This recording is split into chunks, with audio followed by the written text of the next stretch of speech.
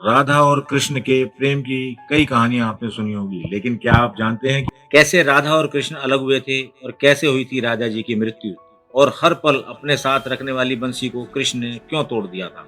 आइए जानते हैं, लेकिन इससे पहले हमारे चैनल को सब्सक्राइब कर लीजिए और हर सुबह ईश्वरीय ज्ञान का आनंद लीजिए।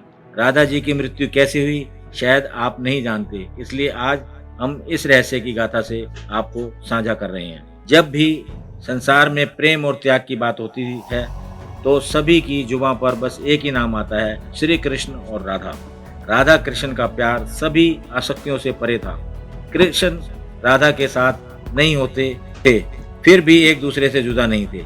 यही वजह है कि आज भी हम जब भी कृष्ण का नाम लेते हैं तो राधा के नाम के साथ ही लेते हैं, राधे कृष्ण। जब कृष्ण मथुरा जा रहे थे तब कृष्ण ने राधा से वादा किया था कि वो वापस जरूर आएंगे, लेकिन विधि का विधान तो कुछ और ही था। राधा ने कई सालों तक अपने प्रेम का रास्ता निहारा, लेकिन कृष्ण वापस नहीं लौट सके। कहा जाता है कि कुछ सालों बाद राधा का विवाह हो गया। उधर कृष्ण की शादी रुक्मिणी से हो गई, लेकिन दोनों भले ही साथ नहीं रहे, लेकिन उनकी पवित्र प्यार आज भी जिंदा है। धार्मिक धर्म ग्रंथों में कृष्ण के वृंदावन छोड़ने के बाद से ही राधा का वर्णन कम हो जाता है। राधा ने जहाँ पत्नी के तौर पर अपने सारे कर्तव्य पूरे किए, वहीं दूसरी तरफ श्री कृष्ण ने भी अपने सांसारिक कल्याण के लिए कर्तव्य निभाए।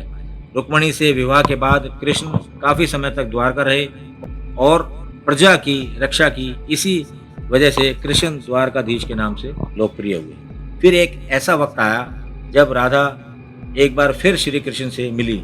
राधा कृष्ण की नगरी द्वारका जा पहुंची और जहां उन्होंने कृष्ण की रुक्मिणी और सत्यभामा से विवाह के बारे में सुना, लेकिन वह दुखी नहीं हुई, क्योंकि उन्हें पता था उनके कृष्ण ने अपना कर्तव्य निभाया है। राधा के पहुंचने पर जब कृष्ण ने देखा तो दोनों बहुत प्रसन्न हुए, लेकिन उनके पास एक दूसरे का कुशल पूछने के लिए शब्द नहीं था।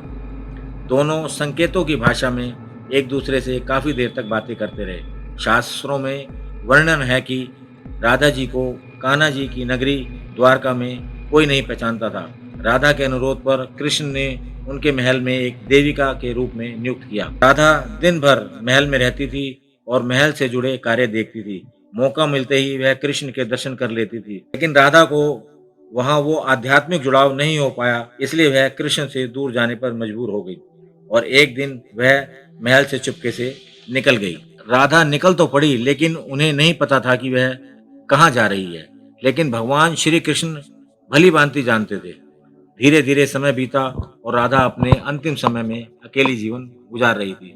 उस वक्त उन्हें भगवान श्री कृष्ण की आवश्यकता पड़ी। राधा किसी भी तरह भगवान कृष्ण को देखना चाहती थी। भगवान कृष्ण को जैसे ही ये ज्ञात हुआ, वह उनके सामने आ गए। कृष्ण को अपने सामने देखकर राधा प्रसन्न हो गई, लेकिन वो राधा का आखिरी समय था। उसे प्राण त्याग कर दुनिया को अलविदा कहना था। राधा के अंतिम समय से कृष्ण अच्छी तरह से वाकिफ थे। उनका मन उदास था, फिर भी उन्होंने राधा से कहा कि वह उनसे कुछ मांगे, लेकिन राधा ने मना कर दिया। कृष्ण के दोबारा अनुरोध करने पर राधा ने कहा वह आखिरी बार उन्हें बांसुरी बजाते देखना चाहती है। श्री कृष्ण ने बेहद सुरीली धुन में बांसुरी बजाने लगे। बांसुरी की धुन सुनते सुनते राधा ने अपना शरीर त्याग दिया, लेकिन भगवान होते हुए कृष्ण बेहद दुखी हुए और उन्होंने बांसुरी तोड़कर कोसों दूर फेंक दी। जिस जगह पर राधा की मृत्यु हुई उसे आज राधा रानी मंदिर के नाम से जाना जाता है और यह मंदिर महाराष्ट्र में है।